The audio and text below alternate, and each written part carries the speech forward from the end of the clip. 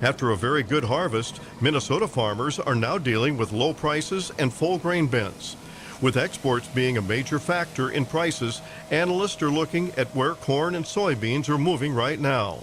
John Baize is an international consultant for the soybean industry, and he says China continues to be the #1 market for soybeans in the world. If you look at the whole global market, about 63% of all the soybeans that are exported by the U.S., Argentina, Brazil, and everybody else are going to China, about 97 million tons this year. And that market's growing about 3 to 5 million tons a year.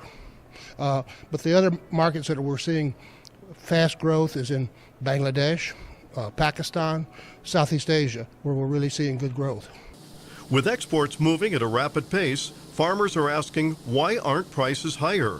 Baize says there's a lot of product to sell right now. We produced 120 million tons of soybeans last year, and even though we are exporting at a pretty good clip, we're still going to wind up with the global stocks this year at about 3.6 billion bushels, which is by far the highest in history.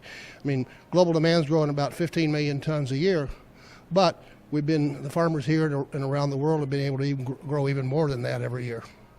The outlook for 2018 is still very challenging for farmers, with weather the major factor for prices. It's a tough year ahead. That's the only way I can say is that price outlook's not good for soybeans. It's even worse for corn. Wheat's not good.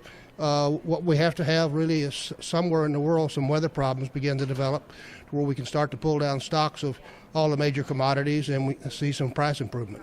Minnesota farmers had their second best crop in history. Now the grain bins are full, and they realize that exports are going to play a big role in what price they'll receive for the crop. They're watching their screens right now for any marketing opportunities that may come in the months ahead. This is Lynn Ketelsen reporting.